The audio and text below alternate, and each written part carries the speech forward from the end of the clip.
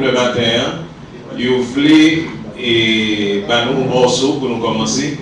C'est un peu pour dire la musique avant toute chose. Et je crois que c'est Bach qui a écrit un morceau qui dit que ma joie demeure. Donc, musique là pour aider nous à commencer une belle journée avec les merci pour ne pas dire le merci et la mercière. Bonjour tout le monde.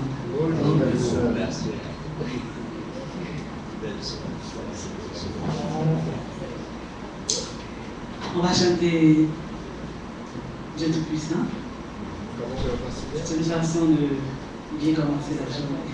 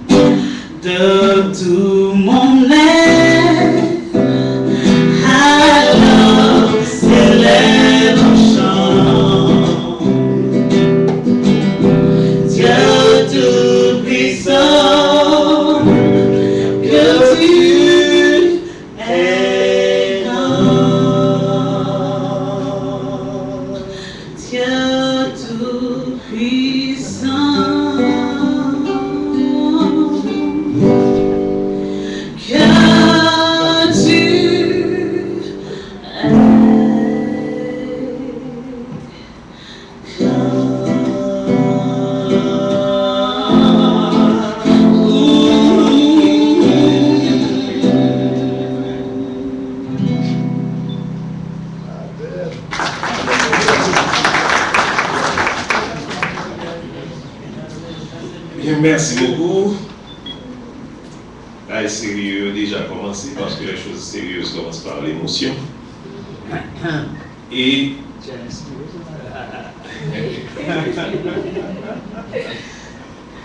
alors, nous allons un premier panel tout de suite, enfin, je me dis tout de suite, le temps que peut-être nous rappeler quelques idées de journalières que nous avons gagnées, qui était particulièrement marqué par la question de performance sociale.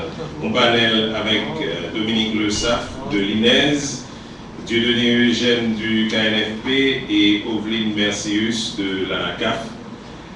Et les idées retenues, pour évaluer les performances sociales de l'entreprise, il faut dresser un bilan social. C'est peut-être ça que tu parlé en pile de bilan social, c'est-à-dire faire un diagnostic institutionnel qui débouche sur des décisions stratégiques, un outil de pilotage stratégique. Donc le bilan social relève d'une volonté institutionnelle. Il faut être disposé à remettre en question nos propres stratégies. Il ne suffit pas de se déclarer social et solidaire, il faut pouvoir le démontrer. C'est exactement ça que Dominique Le Saff a souligné.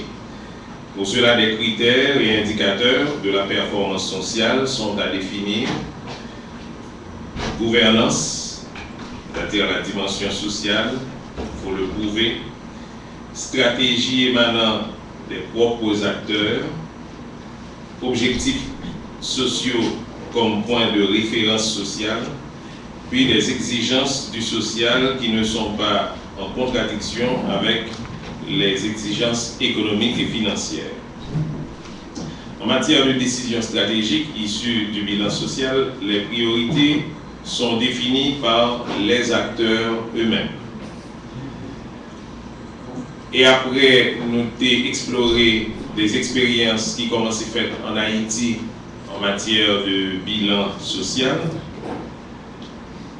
ils ont utilisé pour ça un outil qui est les SPI, un indicateur de performance sociale, avec 4 dimensions à considérer dans ces démarches d'audit social: les populations ciblées, les produits et services offerts, adaptés, bénéfices économiques et sociaux et responsabilité sociale.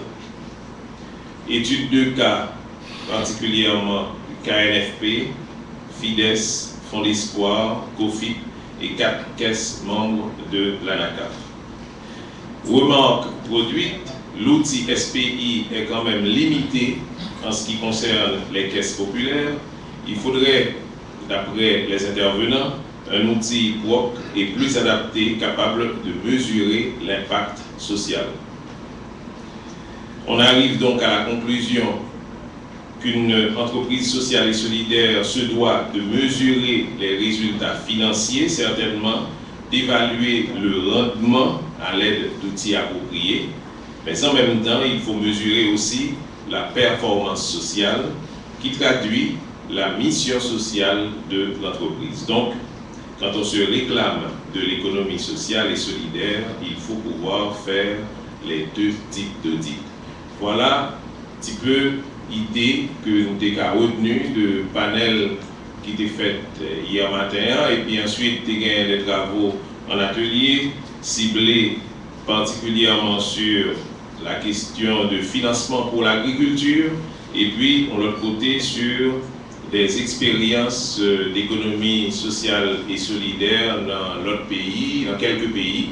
J'ai cité particulièrement le cas de l'Équateur, du Pérou, côté gagné un cadre réglementaire, et nous avons parlé un peu de cas haïtien qui gagnait une série de faiblesses là-dedans, inexistence d'une plateforme d'échange sur l'économie sociale et solidaire, inexistence aussi d'une entité de référence au niveau de l'État, et problème de statistiques, inexistence de loi relative à l'économie sociale et solidaire, et des recommandations ou nécessités exprimées, législation, donc favorisant le développement de l'économie sociale et solidaire en Haïti, la mise en réseau et la mise en place d'une plateforme d'échange au niveau du secteur. Un gros élément que nous avons souligné, qui a fait un pile apport sur lui, c'est que nous avons nécessité pour nous renforcer le plaidoyer en faveur d'actions étatiques concrètes en matière d'économie sociale en Haïti. Voilà donc pour un petit panorama de quelques éléments que nous avons retenus dans diverses discussions qui étaient faites hier. Ceci pour faire le pont, et avec ça nous allons le faire jeudi. Avec 3 panels. Un premier, c'est sur micro-assurance, agriculture, finances solidaires. On va voir les leçons apprises. Je vais appeler les intervenants et intervenantes à ce panel.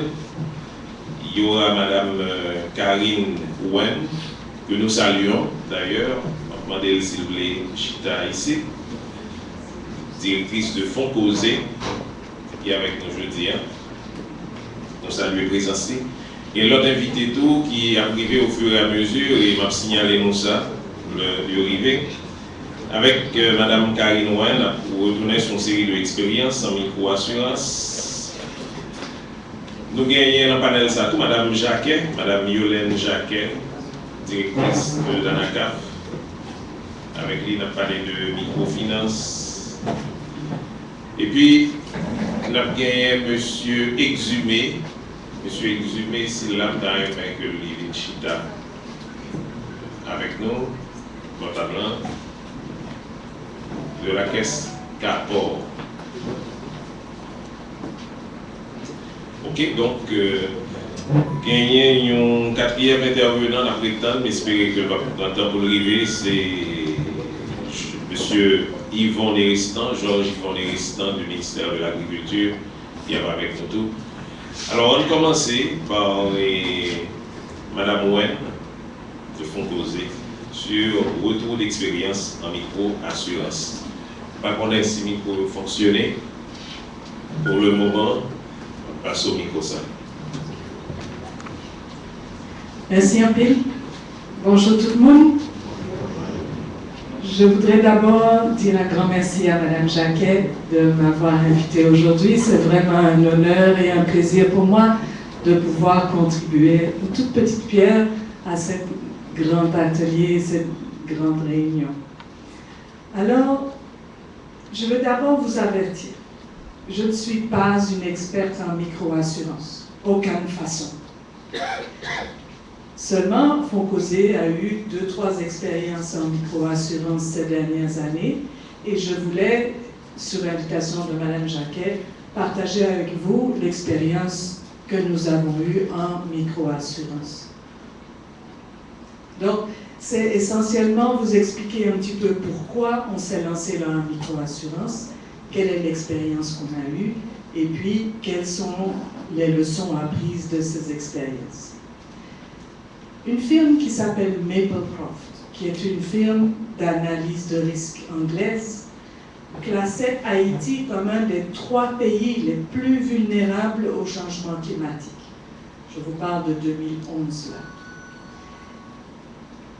La fragilité et la vulnérabilité font partie de notre environnement à tous. Et c'est particulièrement un grand problème pour les plus pauvres parmi nous, parce que la pauvreté et la vulnérabilité se renforcent l'une l'autre. Le gouvernement aussi l'a reconnu.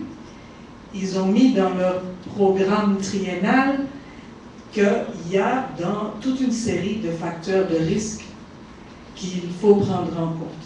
Ils parlent entre autres du risque de détresse sociale, du risque de la dégradation environnementale et des aléas climatiques. Et donc, ils disent que quelles que soient les stratégies qu'on choisit, il faut toujours balancer les stratégies de promotion de la croissance avec des stratégies qui adressent la vulnérabilité. Parce que sinon, on fait grandir d'un côté et puis sur l'autre bord, et on va tomber. Donc, il faut vraiment essayer de balancer les 2 stratégies en même temps. Maintenant, nous tous, nous vivons dans ce milieu extrêmement fragile. Et cette fragilité, ça influence aussi les institutions de finance et de microfinance que nous sommes. Je vous donne cet exemple-là, qui est un exemple post-Jeanne. 28% des prêts au Gonaïve, et je parle des prêts bancaires, étaient en improductif après Jeanne en 2004. Un autre exemple, c'est évidemment le tremblement de terre. Monsieur Lermite, de regretter mémoire, disait qu'il y a toute une série de personnes qui sont mortes, qui sont décédées, et donc les institutions financières ont dû radier des millions et des millions de gourdes après le tremblement de terre. Au niveau des ratios, il ajoute que c'est intéressant de voir que les ratios de productivité n'étaient pas nécessairement affectés, mais que c'était essentiellement dû à 2 choses. 1, une recapitalisation massive du secteur par l'international, et de 2, le fait que tous nous avons travaillé beaucoup après le tremblement de terre pour récupérer les prêts qui étaient en délinquance et pour aider nos clients. Donc, quelque part, la leçon dit, c'est que nous vivons dans un pays fragile. Et donc, les clients sont fragiles. Et donc, nous le sommes aussi. Nous sommes tous vulnérables. Et donc, c'est là que Fonds-Causé s'était tourné vers l'assurance, comme étant l'outil financier par excellence pour gérer le risque.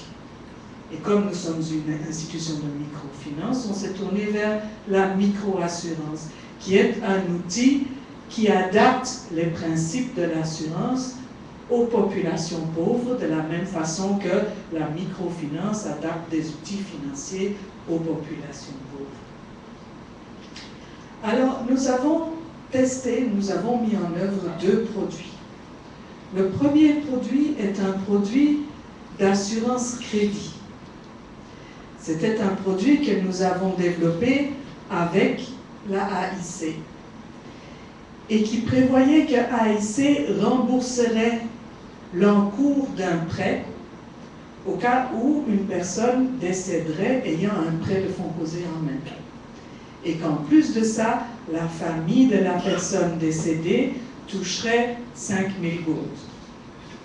La couverture de l'assurance était de 12 mois et l'assurance coûtait 0,7% du crédit déboursé. Alors, Fonds causés était responsable de la distribution du produit et de la collecte des primes. Le produit était intégré à l'intérieur du contrat de crédit.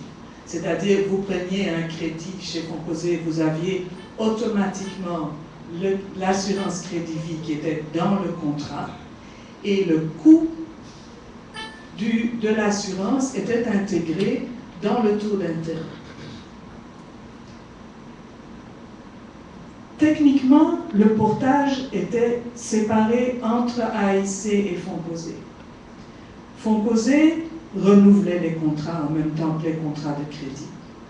On gérait les ressources humaines et on faisait aussi la vérification des plaintes. C'est-à-dire, quand une cliente décédait, c'était la responsabilité de Fonds causés de rassembler les papiers nécessaires et de les acheminer à l'AIC. AIC avait une équipe spécifique qui vérifiait les demandes et puis qui gérait le paiement. Et le paiement se faisait à travers les comptes de Fonds causés. Ce qui veut dire qu'à chaque personne qui prenait un contrat, désignait sur son contrat une personne bénéficiaire qui recevait les 5 000 gourdes en cas de décès. Kounia, risque financier bagaïla était aussi séparé entre Fonds causés et AIC. Normalement, c'est AIC qui payait les primes, mais après un petit temps, AIC s'est mis à refuser, on a dû amender le contrat, AIC s'est mis à refuser de payer l'assurance pour les crédits qui étaient en délinquance. D'accord? Donc, cette partie-là du risque était à Fonds causés. Maintenant, le résultat de cette assurance-là, je vous partage quelques chiffres. C'est qu'en 2011 et en 2012, nous avons chaque fois perdu à peu près 300 clientes. 300 sur entre 50 et 60 000 clientes. Donc, ce n'est pas un très gros pourcentage et ça couvrait à peu près 0,5% du portefeuille. D'accord? Même en 2010, le nombre de personnes clientes de Fonds causés qui sont décédées n'a pas monté au-dessus des 300. Même quand il y a eu le choléra et le tremblement de terre. Donc, quelque part, petit à petit, au niveau de Fonds causés, on s'est mis à réévaluer le risque réel qu'il y avait pour notre portefeuille. Ça, c'est un. La deuxième chose, c'est qu'on s'est rendu compte que le coût était vraiment très élevé. Au début, on ne payait que, quand on a commencé le produit, ce n'était que 0,4%, mais après le tremblement de terre, c'est monté à 0,7%, plus l'assurance ne couvrait plus les prêts en délinquance. Or, là où on mourit, ça veut dire qu'il y a une grosse chance qu'il te fait un petit temps malade. Et pendant malade, il y a une grosse chance que pas qu'à rembourser crédit. Et donc, quelque part, l'utilité du produit était devenue de moins en moins évidente au niveau de Fonds causés. Et donc, il faut que je vous dise que journée aujourd'hui, nous camper sous produit ça. Ok? Ça, c'était la première expérience. La deuxième expérience, c'est une assurance en cas de catastrophe naturelle. Cette assurance-là prévoyait que la dette soit remboursée par l'assureur si une personne perdait sa maison ou son business de façon irrécupérable et à plus de 50%. À ce moment-là, sa dette était remboursée. La personne recevait 5 000 gourdes de recapitalisation. Et puis, là, elle n'était pas les poussins, nous étions comme baili un nouveau crédit. Ce produit-là était couvert par une réassurance. Une réassurance qui prévoyait aussi bien une partie paramétrique qu'une partie de ce qu'on appelle basis risk. La partie paramétrique marchait comme ça. Nous avions un accord avec une petite firme appelée Micro, qui est une compagnie de réassurance. Micro travaillait avec des experts pour mesurer la pluie, le vent et le tremblement sur tout le pays, tout le temps, en utilisant essentiellement des données venant de la NASA. Et donc, ils surveillaient ces données-là, et quand la pluie ou le vent ou le tremblement montait au-dessus d'un certain niveau, ils avaient des modèles mathématiques pour calculer la probabilité de perte dans notre portefeuille. Donc, ils ont dit, si on l'était, mon la toison, ou bien plus passer 5 mm la pluie pendant plus passer 2 jours, probabilité font causer perdu 50% dans le portefeuille dans la zone ça. Et donc, là, ils ont payé nous 50% portefeuille dans la zone là. Ok? C'est comme ça que ça marchait. Maintenant, ce produit-là était cher. C'était un produit, comme personne ne connaissait pas bien le risque au début, qui coûtait 10% par an du portefeuille. Et la seule raison qui a fait que nous avons pu le tester, c'était que des bailleurs de fonds ont porté une grande partie de ces coûts au commencement. Le produit était obligatoire, mais dame tout, ils ont payé en Australie.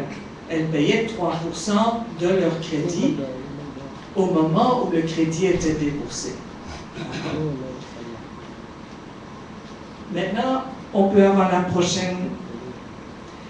Voilà les résultats de ce qui s'est passé en 2011 et en 2012. En 2011, nous avons eu 7000 demandes de remboursement acceptées pour un total d'à peu près 2 millions de dollars. Et en 2011, il y a eu Émilie, il y a eu le cyclone Irène, il y a eu des grosses pluies à gauche, à droite. Mais nous songez, 2011, pas même mon l'année qui était plus mal passée, ça n'a pas de gros événement. Ouais. Seulement, mesdames, vous connaissez, Jean-Baptiste, c'est des petites pluies à un endroit, mais qui a fait un pile de dégâts en Marmonne. Ouais. Donc, cette année-là, le produit a relativement bien marché. Parce que nous avons payé à peu près 2 millions de dollars et l'assurance a en effet remboursé à peu près 2 millions de dollars. Combien on rentre en 2012? 2012, nous parlons d'Isaac et de Sandy. Et donc en 2012, nous avons eu près de 30 000 demandes de remboursement sur un total de clients de 60 000, qui voulait dire 50% d'un client nous ont dit qu'ils sont victimes dans le cyclone Sal. Pour un compte qui plus passé 6 millions de dollars. Et là, ce qui s'est passé, c'est que nous avons explosé tous les plafonds de réassurance, parce que c'est comme ça que ça marche. La réassurance, ils ont dit, ok, on va couvrir les risques, mais jusqu'à tant qu'on. Et donc, au fait, ce qui s'est passé, c'est qu'il y a eu, Sandy a explosé tous les plafonds, et Isaac a fait beaucoup de victimes, mais les modèles mathématiques n'ont pas marché. Parce que Isaac, pour une raison ou pour une autre, la pluie n'a pas été suffisante pour que vraiment les seuils soient atteints. Et donc, là encore, on a dû arrêter le produit de micro-assurance. Parce que c'était tout simplement, heureusement qu'on a eu les bailleurs de fonds pour nous aider à la payer, le risque était vraiment trop grand. Il était clair que les modèles mathématiques n'étaient pas encore suffisamment bien équipés pour pouvoir faire ce genre de choses-là. Et ce que nous avons maintenant, c'est une assurance paramétrique, mais uniquement pour notre portefeuille. Ce n'est pas une assurance que nous passons à nos clientes. Donc, dans tout ça, on a appris un certain nombre de leçons. La première, c'est que en microassurance, une des choses essentielles à faire, c'est de contrôler le risque moral. Le risque moral, c'est le risque qu'on moun dit victime juste parce que les gains en assurance. S'il n'y a pas de gain en assurance, il n'y a pas de victime du tout. Ok, ça c'est le risque moral. Maintenant, en assurance, il y a des examens de dossier, il y a toutes sortes de mécanismes pour contrôler la validité d'une demande de paiement.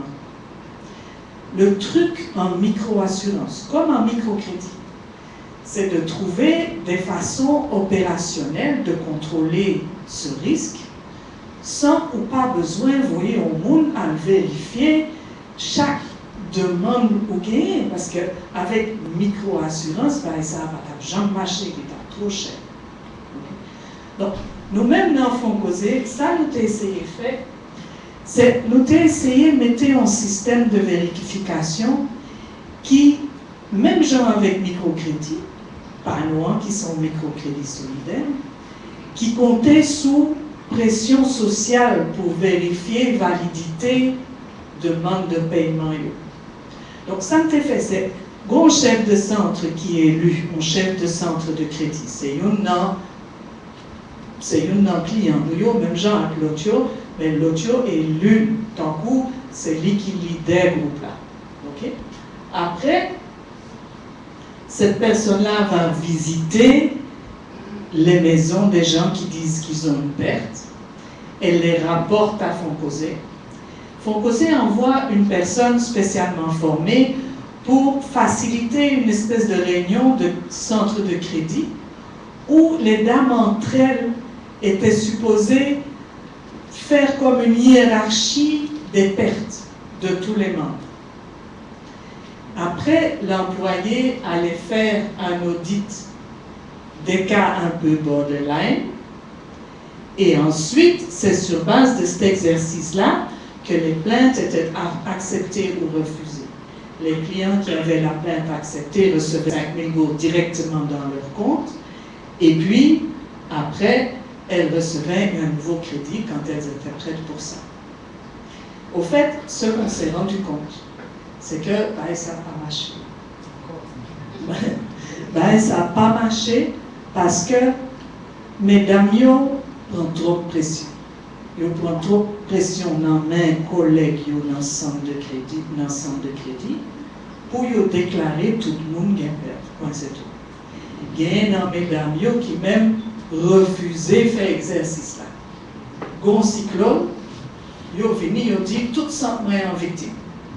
Ils disent ah, il n'y a pas tout ça. Ils disent ah oui, c'est tout ça. Ils pas même voulu entrer dans garder qui laisse qui pille victime passer en l'autre. Non. Ouais. Et donc c'est une des leçons apprises, c'est que quelque part, pour que la micro-assurance marche, ou besoin d'un système de vérification de plainte qui est léger et qui est rapide, mais ce n'est pas un système ça, ou pas qu'à compter sous alignement ça. Ça, c'est une première leçon nous apprendre. Deuxième leçon nous apprend, c'est que quelque part, où songez après le tremblement de terre, on connaît moi-même, nous tenions tant qu'on hantise des risques naturels, les cyclones, les tremblements de terre, c'était tant qu'on, c'est ça que les plus gros risques nous avons gagnés dans le pays. Bon, après le tremblement de terre, c'était assez évident, nous tous pas réfléchir comme ça. Mais finalement, l'un nous introduit produits d'assurance, surtout produits assurance catastrophe là, nous rendons compte qu'au fait, le risque est quelque chose qui se gère de façon globale. Ou pas qu'avoir un seul risque et puis oublier l'autre. Et mesdames, ils disent nous ça. L'un nous introduit produits assurance catastrophe là, non. Côté pas si tellement comme gagner inondation comme ça. Mesdames, ils disent nous, ah, ça n'a fait comme ça. Nous-mêmes, nous n'avons pas besoin d'assurance ça. Assurance de besoin, c'est assurance différée, assurance santé, avec assurance vol. Nous n'avons pas besoin d'assurance catastrophe naturelle. Mesdames, dans le studio, pas dit ça, moi, nous-mêmes, nous sommes bien contents parce que nous prenons ça tout le temps, tout le temps. Mais mesdames, dans le ils n'ont pas d'accord produit à du tout. Même bagaille pour font causer, quelque part, nous avons pris le risque pour notre portefeuille des catastrophes naturelles, mais ce faisant, il fallait balancer un petit peu avec les risques opérationnels, les risques financiers, les risques stratégiques. Et donc, quelque part, c'est vraiment important de gérer le tout en même temps et de ne pas en sortir un seul. La troisième leçon qu'on a apprise, c'est que quelque part, il y a un risque qui est assurable et puis il y a des risques qui ne le sont pas. Quelque part, quand on voit toutes les plaintes que nous avons reçues de nos clientes après samedi, par exemple, on se dit qu'il y a une proportion dans ces plaintes qui sont juste des choses qui arrivent trop facilement et trop souvent. Tu as gagné dans Mesdames Caillot qui déposaient une plainte pour Isaac, qui déposait une autre plainte pour samedi, qui t'a déposé une plainte pour Irène. C'est pas un risque qui est assurable, ça. Ouais, ça presque vit un bagage qui fait partie de la vie de tous les jours. Ouais, ça veut dire là. Donc, il y a vraiment des risques liés à l'environnement ici en Haïti qui doivent être adressés à travers des outils de prévention, de la formation, de la discussion, de l'épargne, tout ce que vous voulez, mais pas de l'assurance parce que ça devient beaucoup trop cher. Après, il y a une partie du risque qui est assurable. Des événements qui arrivent, des gros événements comme tous les 2, 3, 4 ans. Et puis, il y a des événements qui sont tellement énormes qu'il faut l'intervention de soit le gouvernement, soit l'aide internationale. D'accord? Donc, c'est là aussi, quelque part, une leçon que nous avons apprise, c'est que la première chose à faire, avant même de penser à l'assurance, c'est de travailler avec les clients et de les former et de les aider à faire de la prévention et à gérer les risques elles-mêmes. Parce que si eux-mêmes n'ont pas géré les risques-là, la seule chose qu'une assurance va faire, c'est leur donner une excuse pour ne pas le faire, quelque part. C'est un peu cynique ce que je dis là, mais c'est vrai. Quelque part, nous avons des clients. Ils mettaient à faire, ils ont un dépôt. Dépôt à pas bon, il y a la pluie. Dépôt a fini inondé, ils ont demandé une plainte. Une fois, 2 fois, 3 fois. Ils disent, oh, mais madame, non, ou pas capable. Changez dépôt, flongeant, mettez on brille là sous affaire, pour ne pas gâter. Mais quelque part, ces conversations-là, on ne les avait pas eues avec nos clientes avant. Donc, ce que nous allons faire maintenant, nos 2 produits de micro-assurance sont arrêtés pour le moment. La première chose que nous allons faire, c'est analyser plus en détail toute la série de vulnérabilités de nos clients pour nous parler un seul risque et puis oublier l'autre. Après, on va continuer avec des efforts de formation et éducation des clientes pour que eux-mêmes apprennent où est l'ischio et puis gérer l'ischio plus bien. En dans Fonds Causé, nous mettons en place toute structure qui est nécessaire pour gérer les risques de façon holistique. Et puis, là, nous fait tout ça, nous avons pour nous peut-être recommencer avec notre micro-assurance, mais en partenariat. Ce qui est clair, c'est que travailler avec AIC, c'est plus bon passer travailler avec micro quelque part parce que AIC est ici dans le pays. Il y a un pays. Et puis, c'est en partenariat avec un assureur expérimenté que au cas faut qu'on en ça parce que c'est vraiment un domaine compliqué. Merci pour votre attention.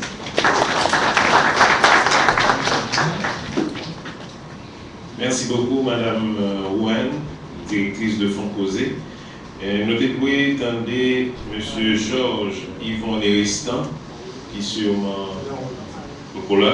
Alors, donc, on a passé le micro à Madame Yolène Jacquet, qui a parlé sur microfinance dans la production agricole en Haïti et inclusion financière, les leçons apprises.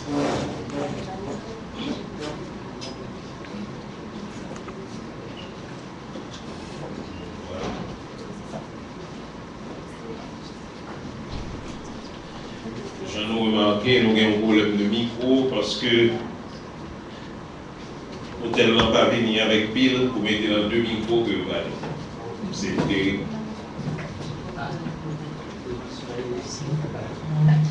C'est des risques qu'on ne peut pas prévoir ça. Non, c'est eux-mêmes qui vont prévoir, pas nous-mêmes. Non, voilà. Donc, on a fait Jean Capable.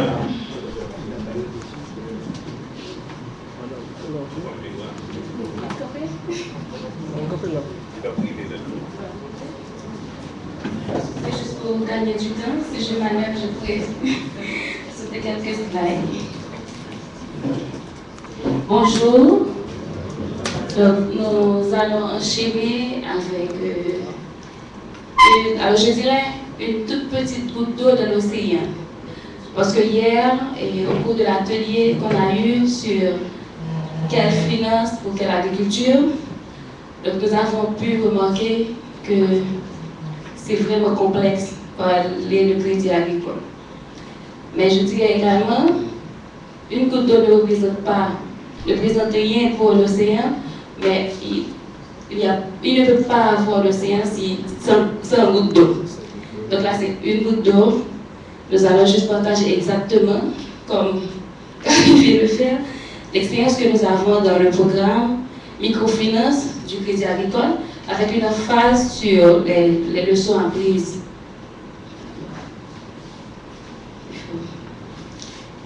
Donc, juste une brève présentation de la CAF, parce qu'au cours de l'Assemblée générale, nous aurons l'occasion de présenter un bilan. Donc, normalement, on dit que la charité bien ordonnée commence par soi-même. Donc, nous savons que tous ici présents, que la CAF a pris naissance en 1998, avec 10 caisses, et que maintenant nous sommes à 48 caisses. Et nous avons 2 nouvelles caisses ici. Aujourd'hui, c'est la CBEJ et le Capossage, et qui se à Jacmel et à Nîmes. Nous avons un axe, comme l'atelier peut l'attester, qui est la bonne gouvernance et la structuration du secteur. À travers les colloques, les réflexions, on essaie d'avoir un impact sur la bonne gouvernance, sur les réflexions, sur l'orientation de la potentialité du secteur vers le développement humain durable et vers les communautés. Nous offrons des services qui répondent aux besoins des membres. Nous avons un service de formation qui est structuré depuis 2002. Nous avons, pas un service d'approvisionnement, mais nous avons des activités ponctuelles d'approvisionnement. Et nous sommes en train de mettre en place un service de formation et de gestion. Nous faisons la représentation officielle des membres et la promotion, comme notre site et le magazine, en plusieurs, ce que nous faisons aussi, les journées internationales. Nous réalisons des études et des recherches. Sur le site, il y a des études qui sont publiées, tout comme il y a des études au niveau de l'ANACAF. Nous cherchons aussi à renforcer la capacité d'intervention du secteur par la recherche des fonds externes. Et puis nous faisons la formation, l'accompagnement et l'inclusion financière pour les micro-petites entreprises. Et nous avons, je dirais, une sensibilité pour le financement rural. Et ceci, nous avons commencé à organiser des colloques, faire vraiment, à instrumenter comme nous le faisons, comme vous allez voir aussi dans le programme, pour renforcer l'expertise de nos caissements dans le crédit rural. Donc, je vais passer sur la mission Atlanta parce que je ne vais pas être trop longue, je vais mettre l'emphase sur les leçons apprises. Okay. Donc, étant donné que nous allons parler du programme microfinance pour la production agricole, qui est un cas, nous avons le bureau de l'ordonnateur national qui est le maître d'ouvrage, le ministère de l'Agriculture qui est le maître d'œuvre, nous avons un comité de pilotage qui est composé du BON, de la délégation de l'Union européenne, du ministère de l'Agriculture, des IBP. Les IBP, ce sont les caisses, et il y a 6 caisses populaires au niveau de 6 départements qui sont bénéficiaires du programme. Et puis il y a l'ANACAF qui est l'organisme de suivi, et en général, les comités de pilotage se tiennent semestriellement. On évite aussi des invités spéciaux. Et puis, exactement, je l'ai déjà dit, on a 2 comités de pilotage par an. Donc l'objectif du programme, c'est la réduction de la pauvreté en Haïti.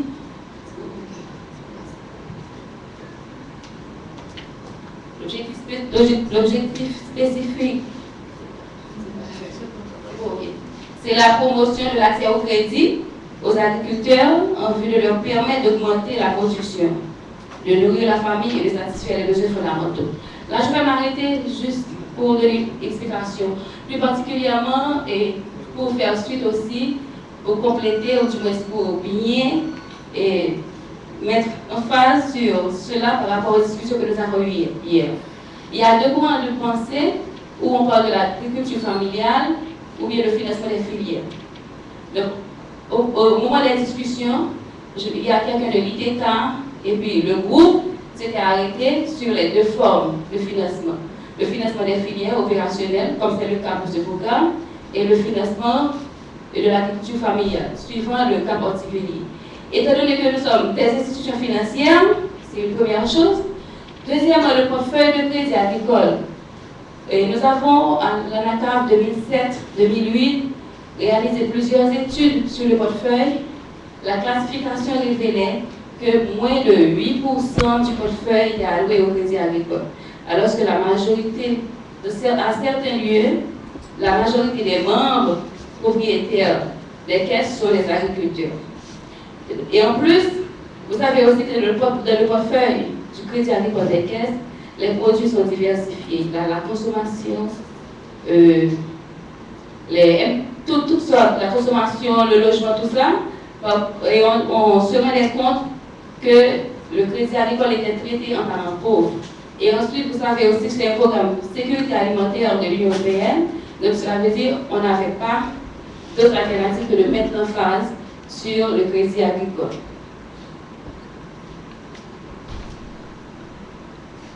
Donc, les résultats attendus de ce programme, c'est le financement pour du microcrédit pour la production agricole soit accessible aux institutions bénéficiaires et réparti aux agriculteurs. Dans le sens que, vous savez que le portefeuille des caisses vient de l'épargne des membres. Et l'épargne, vous le savez en Haïti, c'est, bon, je ne vais pas utiliser le mot, c'est une peau pour le chacun, mais c'est très faible. Et ensuite, c'est le coût de durée. Donc, cela veut dire, vous allez voir, si on veut vraiment financer le crédit agricole, et en particulier les filières, en particulier les agriculteurs qui n'ont qu'une seule alternative pour rembourser le crédit, donc il faut vraiment respecter le cycle.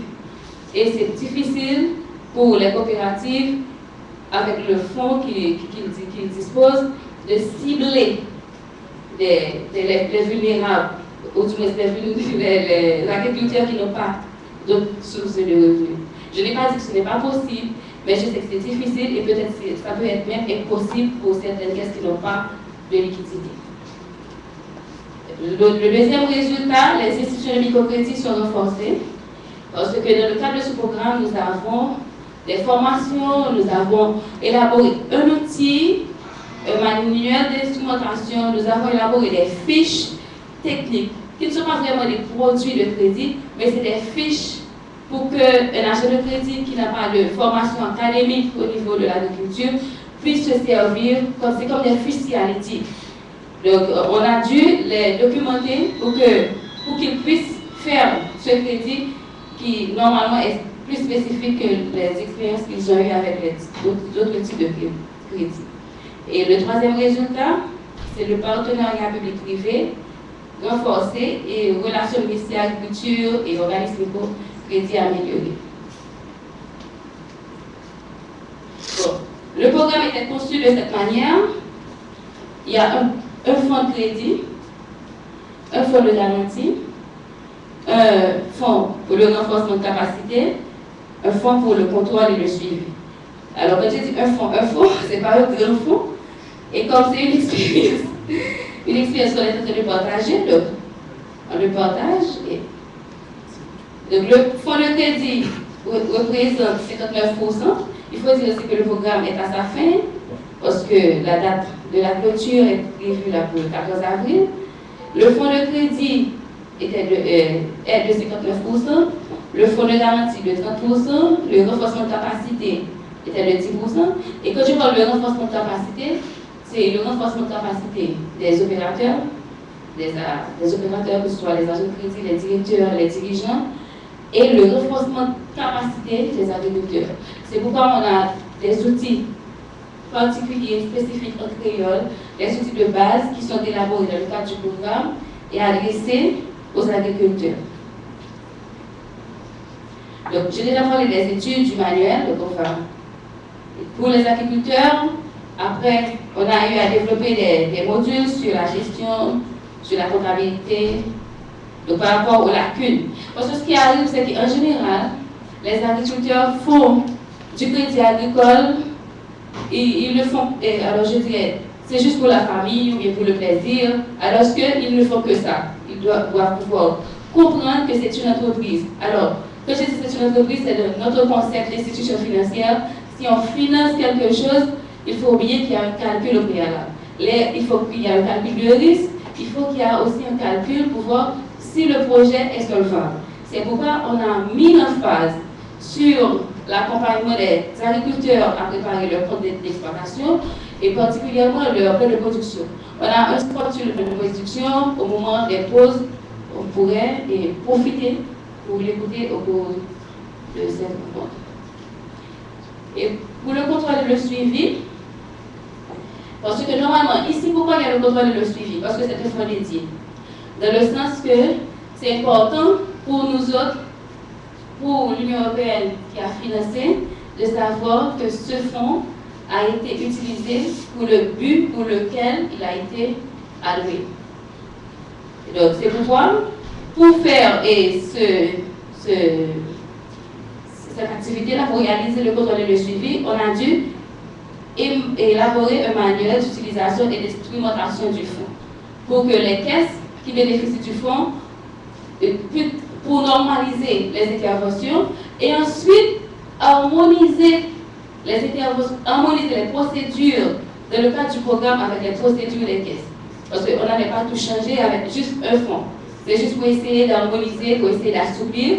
Et comme c'est pour faciliter aussi, pour diminuer, pour faciliter l'accès aux agriculteurs les plus vulnérables, comme c'était les résultats et ce qu'on dit les objectifs qu'on devait atteindre.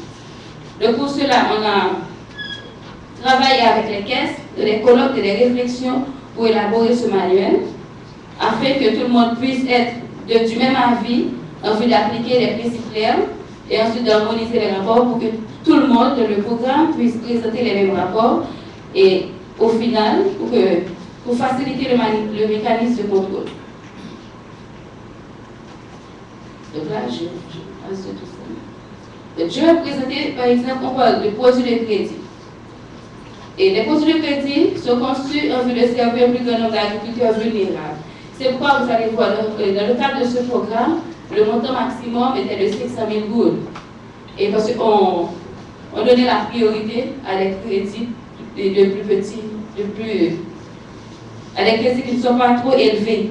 Parce que normalement, une personne vulnérable ne va pas avoir la capacité, ne va pas pouvoir attester la solvabilité pour payer un crédit, même à 500 000 c'est déjà trop élevé. D'améliorer aussi la qualité, exactement.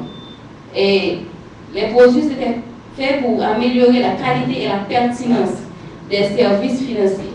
Et j'ai eu un exemple, j'ai accompagné une équipe d'évaluateurs qui était venue pour le programme dans le sud. J'ai rencontré les petits agriculteurs, des gens qui ont eu des prêts à 5 000 gouttes. Il y a une parmi toutes les histoires que j'ai entendues qui a retenu mon attention particulièrement au niveau du département du Sud. À ce moment-là, Patrice Joly, le directeur de la Caposa, que nous avait accompagné. Il y avait un paysan qui était content parce qu'il a pu recevoir un crédit de 5 000 gouttes qu'il peut pouvoir rembourser après le cycle de la production du riz. Parce qu'il disait, avant, il devait emprunter les Chinois, les avançaient, les étrangers, mais ensuite, il avait comme obligation de revendre le riz aux Chinois à un prix beaucoup plus bas que le prix du marché. Donc le crédit lui permet maintenant de pouvoir vendre sur le marché au prix du marché. Donc c'était pour lui vraiment assez intéressant, avec 5 000 gouttes. Donc nous avons élaboré les fiches de crédit de campagne, crédit culture, équipement de production agricole, transformation de canne à sucre, crédit stockage, commercialisation de produits agricoles. Je vais juste vous présenter une seule fiche, qui est le crédit de campagne, parce qu'il y a, je dirais, des points qui sont restés les mêmes dans toutes les fiches, plus particulièrement le taux d'intérêt, l'épargne bloquée, parce que normalement, vous allez voir, dans les caisses, on exige, durant un premier crédit, 33%, bien que on lutte, parce que quand même, c'est un grand frein. Et puis, donc là, on va présenter seulement la fiche crédit de campagne, juste pour vous donner une. Donc, c'est un crédit destiné à financer les campagnes de production. Et puis, ce qui fait la force de cette fiche, c'est surtout la durée. Parce que c'est ce qui a facilité l'accès. Parce que ça tient compte de la solvabilité du paysan qui a ce seul moyen pour rembourser son crédit. Vous allez voir les durées différentes qui sont spécifiques à chaque filière. Je passe parce que je dois arrêter surtout sur les leçons apprises.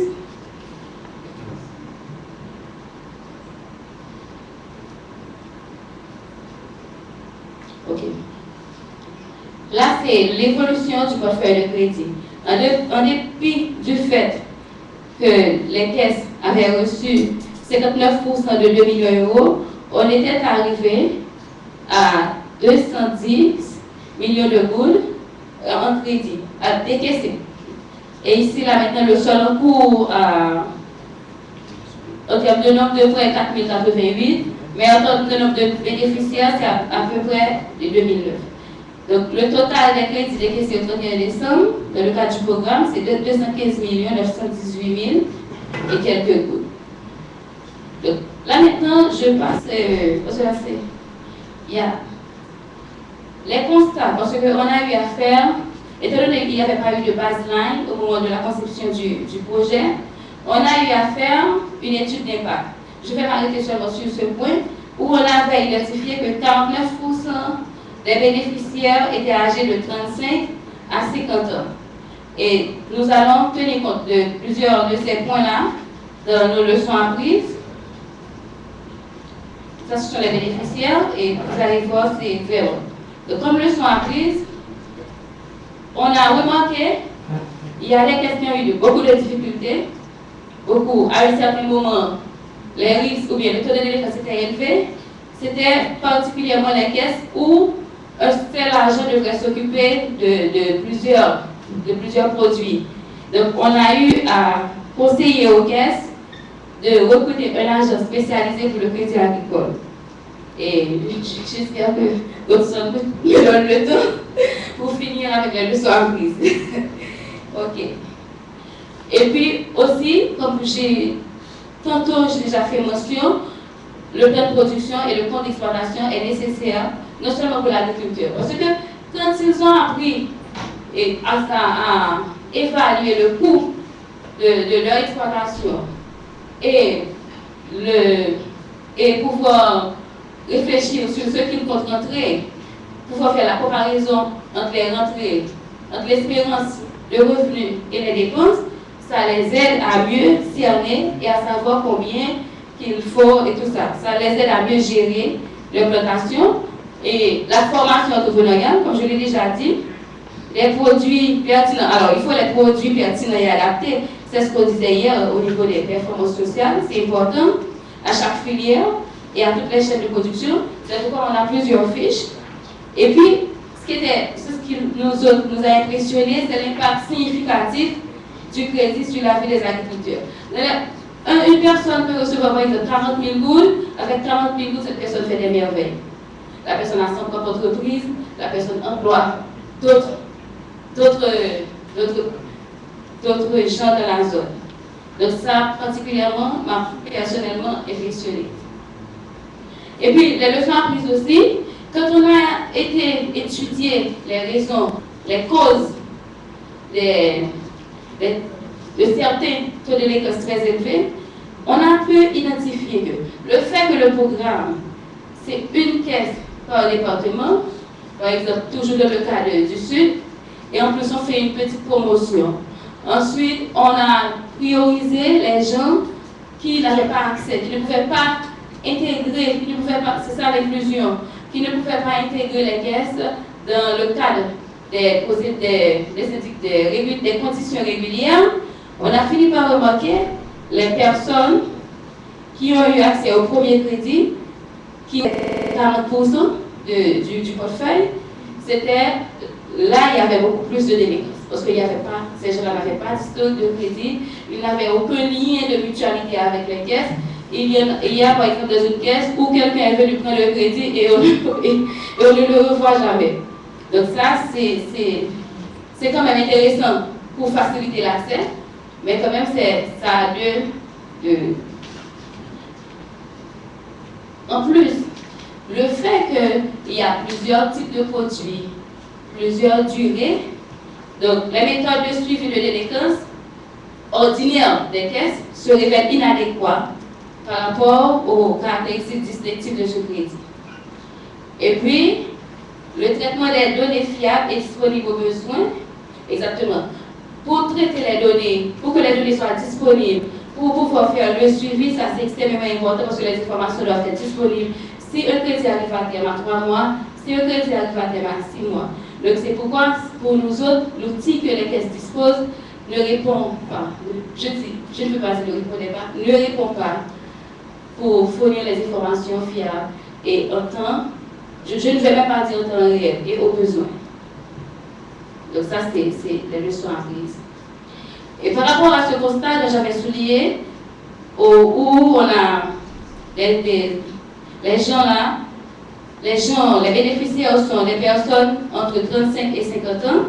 Finalement, alors là, ce sont des questionnements, des interprétations, c'est de manière qualitative, ce n'est pas des choses.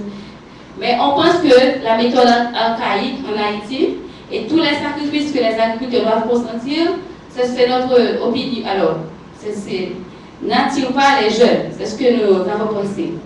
Et la deuxième hypothèse, ce sont les adultes. Donc cela veut dire qu'en général, ce sont les adultes qui ont des responsabilités familiales.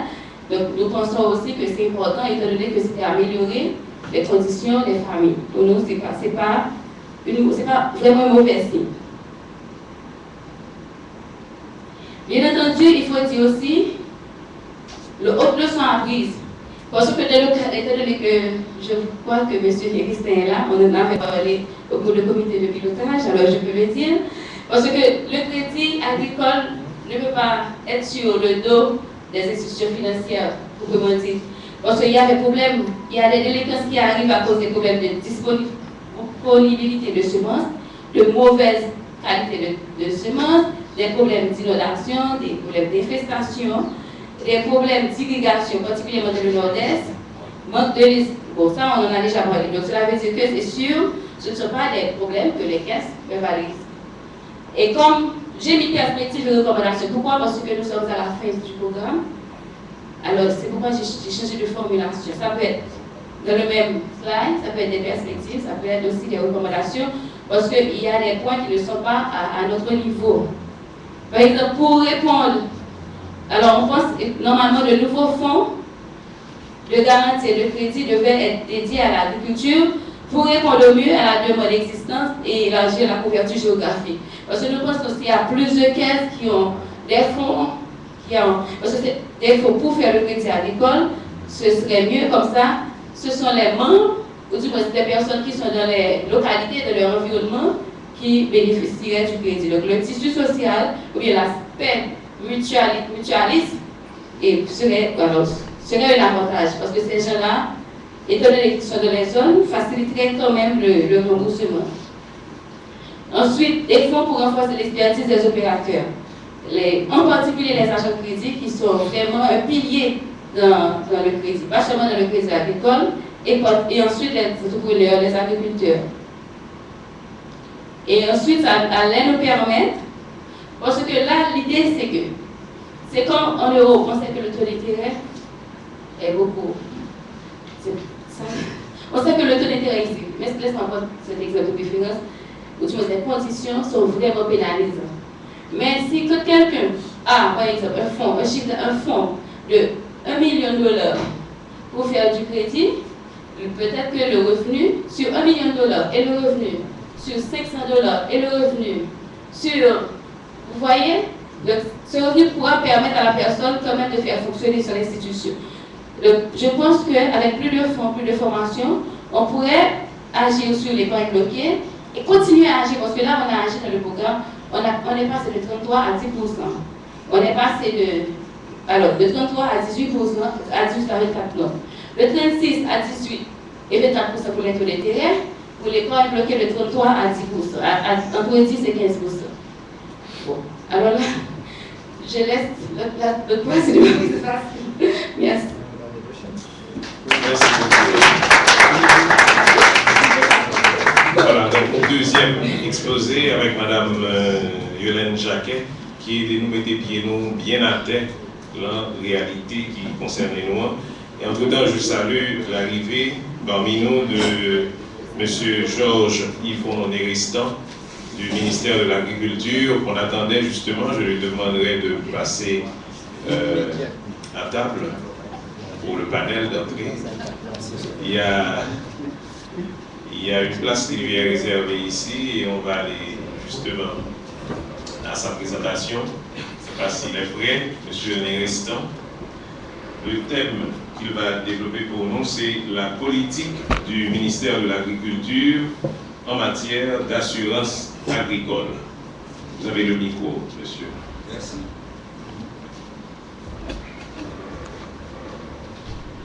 Salut tout le monde. Et je vous présente également mes excuses pour le retard que nous avons enregistré ce matin. Et mon premier propos, c'est d'adresser des salutations de la hiérarchie du ministère de l'Agriculture, en particulier le ministre Thomas Jacques, le secrétaire d'État Christelle Dossin, secrétaire d'État à la production végétale, le secrétaire d'État à la production animale, le docteur Michel Chancy, ainsi que le secrétaire d'État à la relance agricole, l'ingénieur agronome Joseph Vernet. Je n'oublierai pas non plus le directeur général, l'ingénieur agronome Pierre-Guy Lafontaine, et le directeur général adjoint, l'ingénieur agronome Eddie Charles. Ils m'ont prié de vous présenter leurs chaleureuses salutations.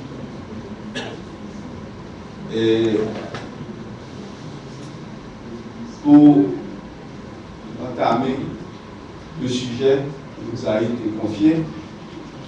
Et nous pensons qu'il est nécessaire tout d'abord de dire quelques mots sur ce que j'appelle l'historique du crédit en Haïti. On ne peut aborder ce sujet sans rappeler l'expérience que nous avons déjà faite dans le pays en matière de crédit.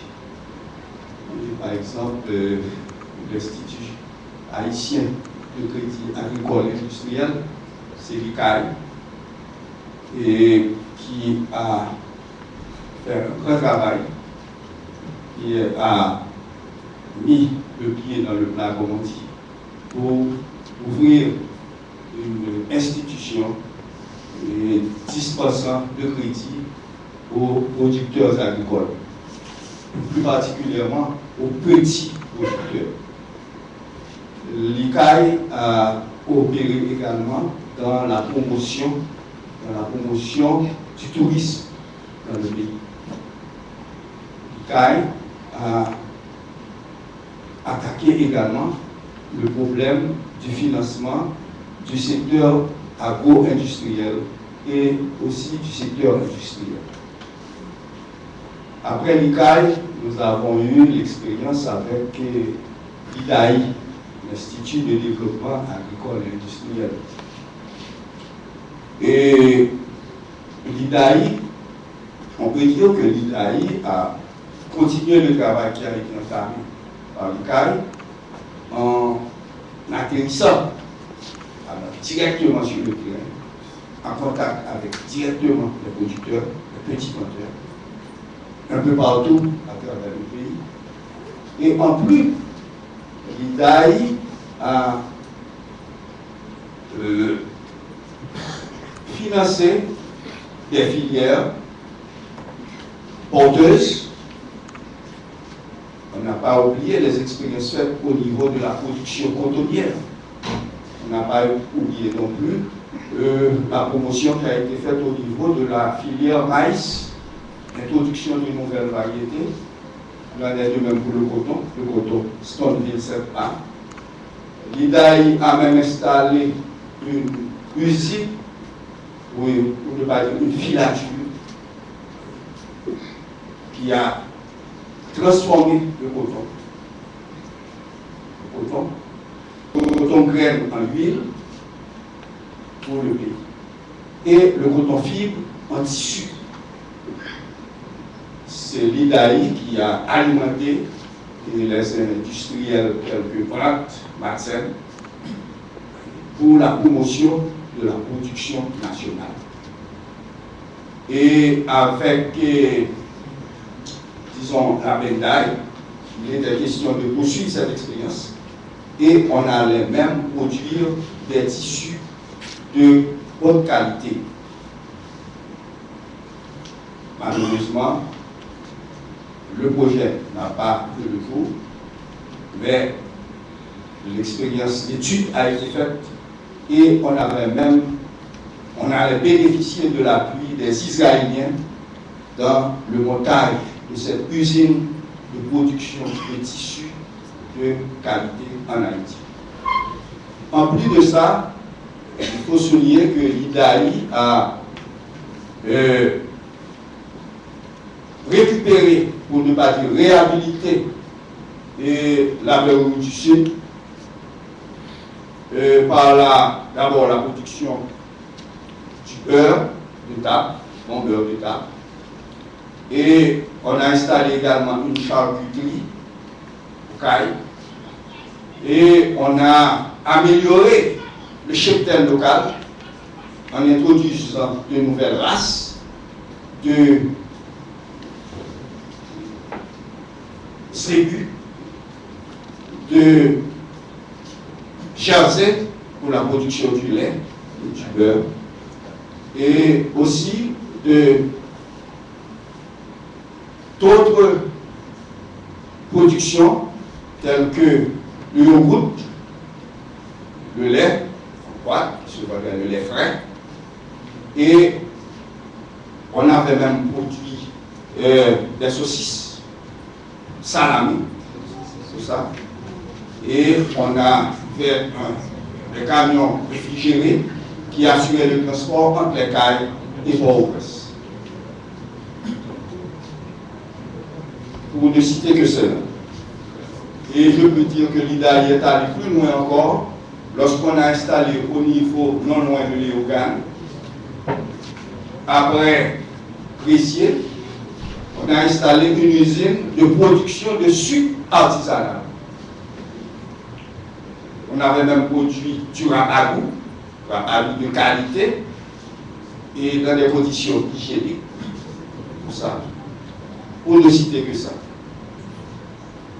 Du côté de, après l'IDAI, on a eu également la création d'une entité qui s'assurait de l'aspect transformation. C'était le SEN, SPN, Société d'équipement national. Et cette société nous avait permis de récupérer la filière huile essentielle.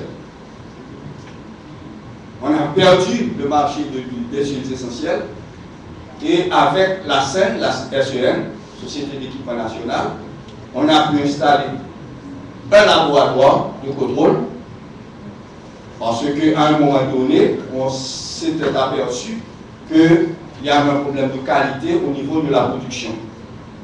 L'huile que l'on vendait sur le marché extérieur a été dépréciée, a été disqualifiée, et c'est grâce à la SEN, avec ce laboratoire, on a pu reprendre ce marché et produire encore, que ce soit du vétiver, ou bien de l'huile de vétiver, de l'huile de citron, etc. Tout ceci, mesdames, messieurs, c'est pour vous dire que l'aspect production était, disons, traité.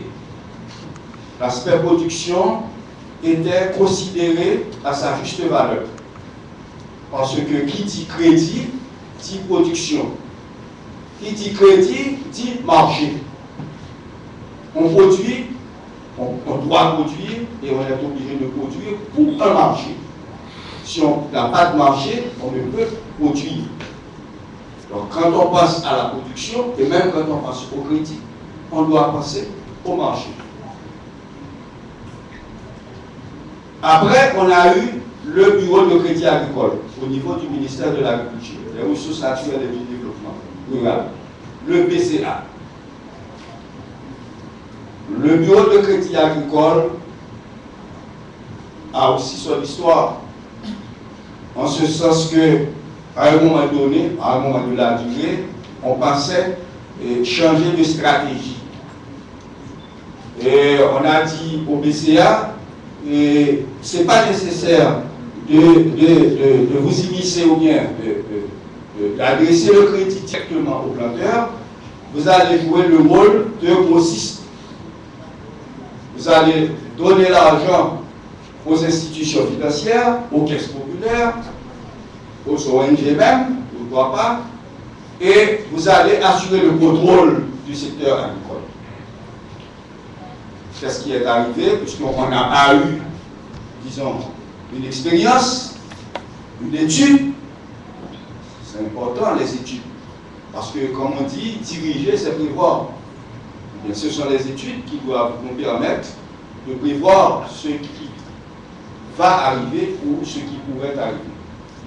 Finalement, cette expérience n'a pas abouti, puisque les institutions financières dont on parlait, et ces institutions n'étaient pas sur place, n'étaient pas sur le terrain. Ils n'avaient pas de comptoir au niveau des différentes villes de province, les zones de production. Donc, ces institutions n'ont pas pu faire aboutir le crédit et n'ont pas pu rembourser non plus au BCA. Puisque l'étude n'ayant été faite, pratiquement on s'attendait à une catastrophe. il est clair, le BCA est encore là, mais le BCA a périclite parce qu'il a été décapitalisé.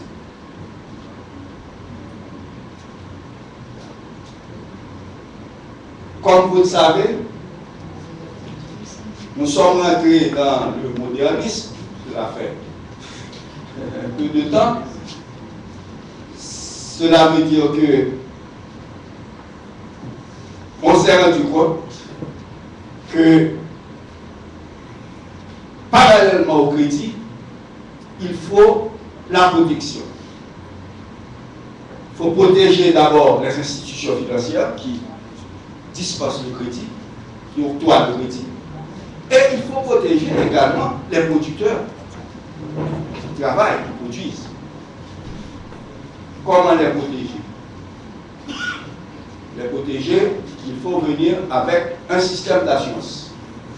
L'assurance agricole. Et je crois que c'est la première fois qu'on a entendu parler d'assurance agricole au niveau du secteur agricole.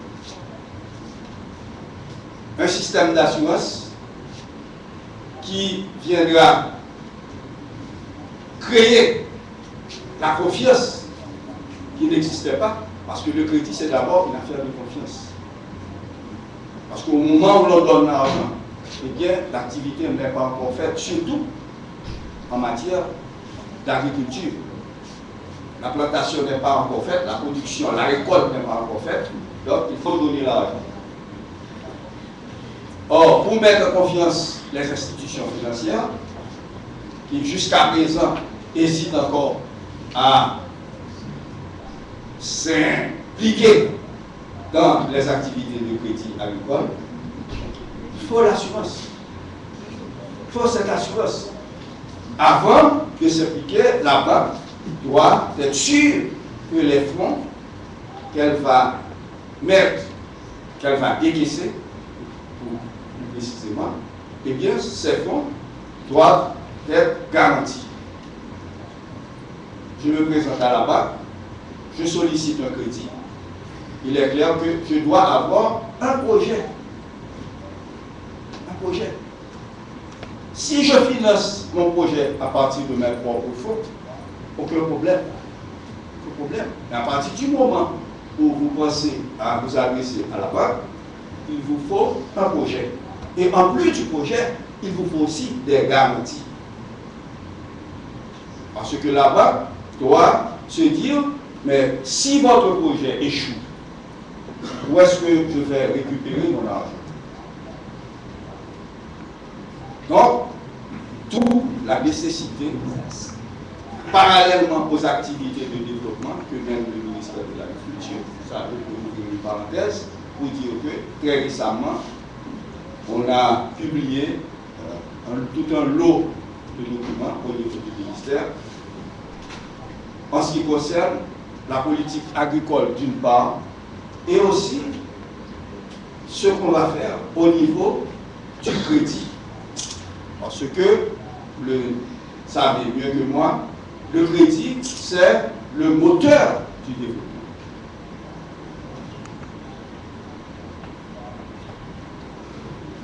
Le ministère, entre autres documents déjà publiés récemment, nous avons le plan national d'investissement agricole, qu'on appelle le PNIA. Ce plan prévoit les investissements qu'on va faire dans le secteur pour pouvoir renforcer ou relancer la production agricole. Et parallèlement à ces démarches, je crois que l'année dernière, pas plus tard, on en avait parlé, et je crois vous avoir donné les chiffres, les milliards qui ont été prévus dans ce programme d'investissement au niveau du secteur agricole. Parallèlement à cela, nous avons mis en place le SIFA, le système de financement et d'assurance agricole. Alors on me dira, depuis tout ce temps, on entend parler du SIFA, où sont les résultats, ou bien encore où on en est. C'est ce que nous allons dire ce matin. Mais avant tout, je dois vous dire que n'oubliez pas que nous sommes en train de mettre en place un système. Tout à l'heure, justement, on parlait des études. Pour mettre en place un système, il faut des études. En plus des études, on doit appliquer en général ce que j'appelle les 3 temps de la méthode expérimentale. Ces 3 temps, c'est d'abord l'observation. C'est ce que nous faisons en général en agriculture. Ensuite, il faut poser les hypothèses. Et finalement, les conclusions. Nous ne sommes pas encore aux conclusions. Nous sommes encore aux 2 premières phases, l'observation, pour voir ce qui se passe sur le terrain, comment les choses se font. C'est la première étude qu'il faut faire. Ensuite, recueillir les données, les éléments, parce que c'est à partir des données, à partir des informations. C'est à partir des informations que vous pourrez avoir les données qui vous permettront de prendre des décisions. Parce qu'on ne peut prendre des décisions qu'à partir des informations. Comme disait l'autre, celui qui a l'information a le pouvoir. Et après, on arrivera aux conclusions. Et l'assurance, comme je le disais tantôt, doit avoir au moins, je dis au moins, 2 volets. Nous en avons parlé. C'est d'abord la protection des institutions financières. Ce n'est pas une petite affaire. On va voir ça. Et deuxièmement, la protection des producteurs, des agriculteurs. Et n'oubliez pas qu'ils sont non seulement petits, nombreux aussi. Petits et nombreux. Et par conséquent, difficile à vivre.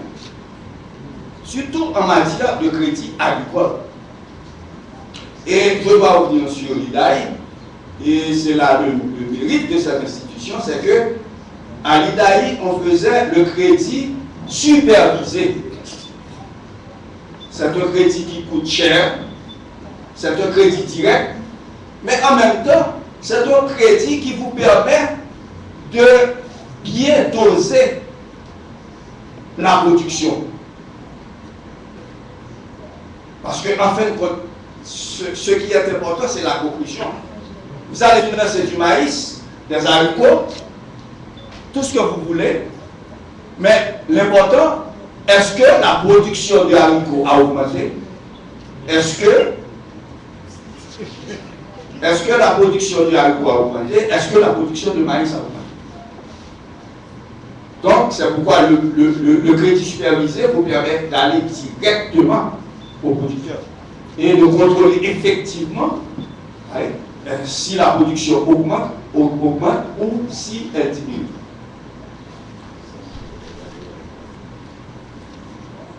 La protection des institutions financières réclame tout d'abord l'établissement de fonds de garantie. C'est ce que le CIFA appelle le FARA. Il faut un fonds de garantie parce que quand le producteur n'arrive pas ou bien quoi perdre sa récolte pour une catastrophe quelconque, à la suite d'une catastrophe, à ce moment-là, c'est le fonds de garantie qui doit intervenir pour dire à la banque, pour donner une sorte de compensation à la banque. Pour dire à la banque, vous avez prêté de l'argent à X, il n'a pas remboursé, et le fonds intervient pour soulager la banque, pour permettre à la banque d'entrer au moins une bonne partie des fonds qui ont été décaissés. Donc la mise en place de ce fonds également, c'est important, et ça aussi ralentit les démarches entreprises au niveau du CIFA pour établir le système. Il en sera de même pour les producteurs. Pour les producteurs, il faut faire des études au niveau des plantations, sur le terrain, pour connaître d'abord les éléments qui rentrent dans la production, les facteurs qui rentrent dans la production, le coût de production, les dépenses qu'entraîne cette production, et la récolte, et les autres aspects de la production, la transformation, etc. Tout ce qui se passe au niveau de la filière. Donc ces études doivent être légales. Jusqu'à présent, le CIFA négocie avec 3 institutions financières. Tout d'abord le levier, la coopérative Le Levier, l'ACME et puis Sogesol.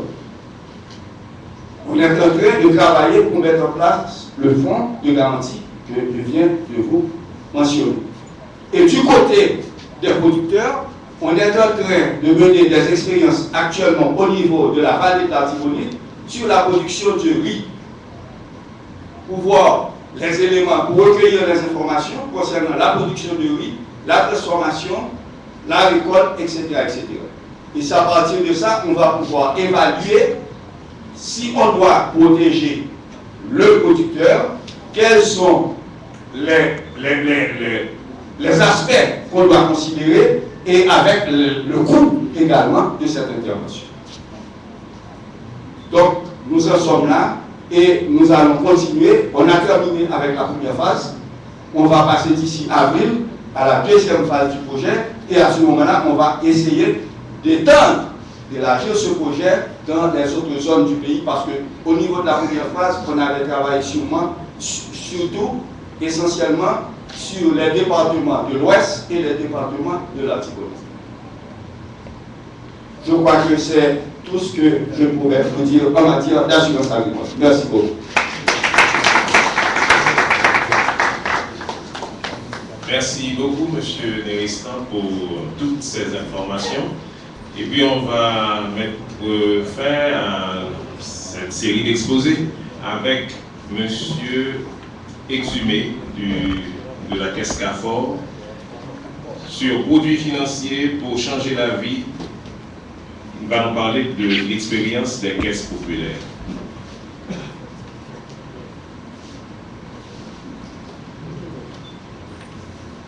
Mesdames, Messieurs, dirigeants et employés d'institutions ici présents, autour du thème rôle importé des entreprises de l'économie sociale et solidaire dans le développement durable des territoires, nous allons vous présenter un produit de crédit que nous avons chez nous et qui s'appelle Crédit Mango. Mais avant tout, faut-il bien que je me présente et présente aussi l'institution que je représente. Je réponds au nom de Charles Exumé et je suis directeur général de la CAPOR. Le SIGA, CAPOR, signifie Caisse populaire pour la réussite. CAPOR se trouve à Beaumont, dans le département de l'Artibonite. La caisse a été fondée le 1er mai 2001. Au 28 février 2014, elle compte 8704 membres et 70 millions de groupes d'actifs. Son taux de capitalisation est de 24% contre 12,5% au moins exigé par la BRH. À CAPOR, il y a plusieurs produits de crédit qui sont prêts à la consommation, prêts commerciaux, prêts à l'habitation, prêts à la production, crédit moto et crédit mango. Ayant déjà annoncé que nous sommes là pour présenter le crédit mango, qu'est-ce qu'on peut alors dire de lui? Le crédit mango, c'est un produit de crédit financé par Frux, KNFP, et destiné à des gens possesseurs de banquiers. Pour avoir accès à ce produit de crédit, il faut d'abord être une mutuelle membre d'une organisation. Deuxièmement, la mutuelle soit membre de la CAPOR. Troisièmement, il faut que les membres représentant la mutuelle s'identifient par une carte électorale ou une autre pièce authentique. Quatrièmement,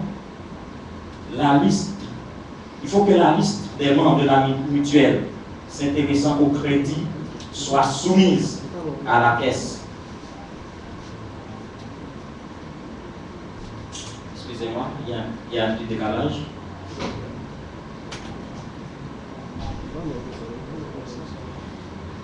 Cinquièmement, il faut avoir la fiche d'inventaire de banquiers appartenant aux membres de la mutuelle. Comment sont donc les résultats? Comment sont les résultats avec ce produit de crédit? Dans le cadre du produit, on a commencé à décaisser en décembre 2012. Au 26 mars 2014, le nombre de prêts qu'on a accordés est de 28. Le nombre de bénéficiaires est de 434. Donc, disons le nombre de bénéficiaires 434, hommes 170, femmes 264. Le taux de remboursement est de 98,5%. Le taux de délinquance 1,5%. Avantage du produit. Pour la caisse, en termes d'avantage, ça augmente le ménage, ça augmente l'actif, ça augmente aussi le capital. Mais pour la mutuelle, quand on considère qu'il s'agit des gens de petites bourses qui trouvent du crédit à un taux d'intérêt raisonnable pour financer leurs activités, donc c'est un privilège. Merci.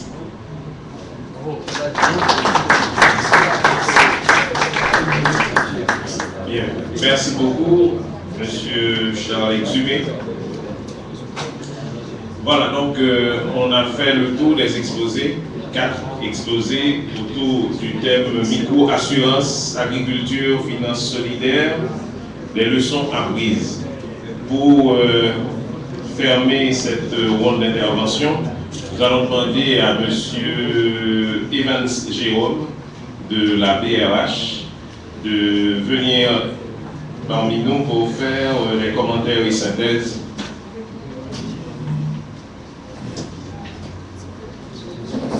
Commentaires et synthèses qui étaient prévus au programme.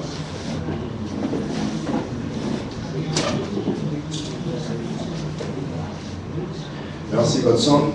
Mes chefs, bonjour tout le monde. Nous avions parlé ce matin, nos panélistes ont parlé de microfinance, microassurance, agriculture, finance solidaire et tout cela. Et ce que je vous dirais tout simplement comme commentaire, c'est que on pourrait dire que suite à un sinistre, par exemple, soit un cas d'accident, de maladie ou encore de catastrophe naturelle, ce qui peut arriver, c'est que ce sinistre peut provoquer une situation financière grave pour les ménages qui sont à faible revenu et aussi les précipiter dans une situation de profonde pauvreté. Lorsque ces ménages à faible revenu ne peuvent pas accéder à des produits d'assurance, ils se voient obligés de faire appel à quoi? À des stratégies alternatives, des risques. Et ces stratégies ne sont pas toujours adaptées et parfois se révèlent insuffisantes et peuvent même aggraver la vulnérabilité de ces familles. D'où la nécessité d'avoir une forme de protection. Et c'est à ces besoins que la microfinance semble vouloir répondre, parce que la microfinance justement s'inscrit comme l'adaptation des services d'assurance à des populations qui ne sont pas toujours bien desservies, ou du moins parfois qui ne sont pas desservies du tout par l'assurance classique. Ainsi donc, cette microassurance s'adresse à des populations qui sont à faible revenu, du secteur formel ou informel. Que ce secteur soit issu de milieux urbains, pré-urbains, rural. Donc la microassurance dans ce cas-là se révèle comme un outil qui va permettre de réduire la vulnérabilité des familles couvertes et aussi de sécuriser leurs revenus. Cependant, microassurance, on ne fait pas microassurance, ne fait pas la microassurance. Qui veut, parce que la microassurance, comme vous venez de le voir, présente certaines difficultés. Si la microassurance se révèle nécessaire,